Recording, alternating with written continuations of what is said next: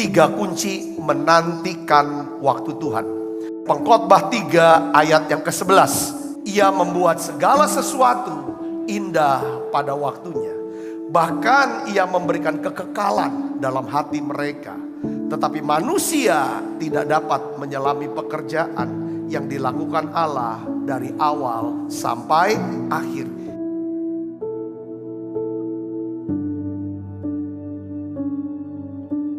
Kalau kita bisa mengerti, kalau kita mau bekerja sama dengan apa? Waktu Tuhan, maka level stres kita itu akan turun. Level sukacita kita, level sukses kita akan apa? Akan naik. Paling tidak ada 3 hal yang kita mau renungkan, saudara, sehubungan dengan waktu Tuhan dalam hidup kita. Pertama, Tuhan memiliki jadwal waktu atau timetable untuk segala sesuatu yang terjadi dalam hidup kita. Pengkhotbah 3 ayat 1-2. Untuk segala sesuatu ada masanya. Untuk apapun di bawah langit ada waktunya. Ada waktu untuk apa? Lahir. Ada waktu untuk meninggal. Ada waktu untuk menanam.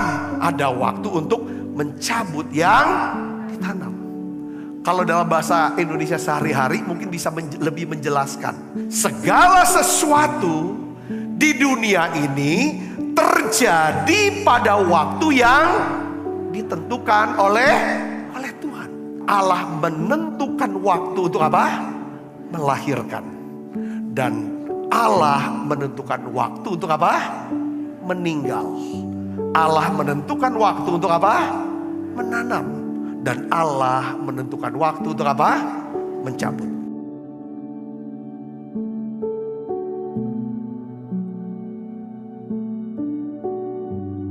Pelajaran yang kedua adalah Tuhan tidak memberitahu secara detail segala sesuatu yang akan terjadi di depan kita.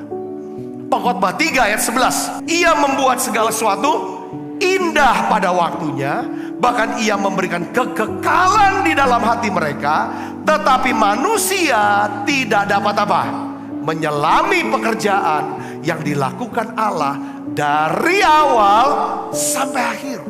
Sekalipun Tuhan memiliki jadwal, timetable untuk segala sesuatu yang terjadi dalam hidup kita, tetapi Tuhan tidak akan pernah memberitahu kita, ya saudara, ya kan, detailnya, waktunya kapan dan lain sebagainya. Kita nggak tahu detailnya ke depan ini jadi kena apa, dapat apa, kita nggak tahu.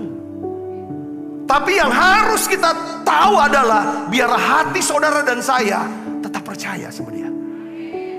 Dia mengasihi saya, Dia mengasihi saudara. Karena Dia mengasihi saya, Dia pasti punya rencana baik buat saya. Dia pasti punya rencana baik buat saudara. Kenapa kok Tuhan tidak memberitahu masa depan buat manusia? Alasan pertama adalah kalau kita mengetahui masa depan, yang ke depan itu akan terjadi apa, maka hal itu akan membuat kita jadi apa? Stres. Dan bisa mati ketakutan kita. Yang kedua, kenapa Tuhan tidak mau kasih tahu tentang ke depannya itu gimana? Yaitu apa saudara? Karena kalau kita mengetahui, kita bisa salah gunakan itu. Ngerti gak saudaraku?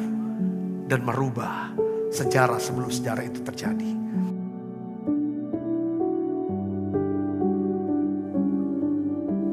Yang ketiga, Tuhan dapat melakukan segala sesuatu, maksudnya mujizat, secara tiba-tiba pada waktunya. Kalau Tuhan mau kerja, saudaraku, apa yang kita kerjakan puluhan tahun, Dia bisa kerjakan hanya dengan begini, pet, terjadi. Tapi saudara dan saya harus ngerti tentang waktu dalam bahasa Yunani. Ada hora, katakan hora. Hora itu durasi. Ada kronos, katakan kronos. Kronos, urutan waktu yang harus dilewati, urutan proses. Betul saudara? Kalau sudah ngerti yang bagian kita adalah apa? Kronosnya itu urutan prosesnya dilakukan. Soal batas waktunya, sebulan kah, 10 tahun kah, 5 tahun kah, 1 bulan kah, 3 menit kah, itu Tuhan. Kairosnya itu udah bagian Tuhan. Tempat yang paling sulit dalam hidup kita adalah saat kita berada di mana? Ruang tunggu Tuhan. Beberapa di antara saudara sedang berada di ruang tunggu Tuhan mungkin saat ini. Ketika kita ingin segala sesuatu terjadi dalam hidup kita, kita ingin cepat terjadi. Saudara, ya kan? Semua ingin cepat. Beberapa di antara kata, kapan Tuhan mau jawab? Tapi kok Tuhan tidak lakukan? Saudara, pertanyaannya lagi sekarang begini, kenapa kok Tuhan tunda? Seolah menurut kita nih, kok waktu Tuhan sepertinya kok lama nih ya. Alasannya yang pertama, penundaan bertujuan untuk apa? Menguji iman kita. Yang kedua, penundaan bertujuan untuk apa? Membangun apa? Karakter kita. Katakan amin. Untuk membangun karakter kita. Supaya kita jadi orang yang apa? Sabar.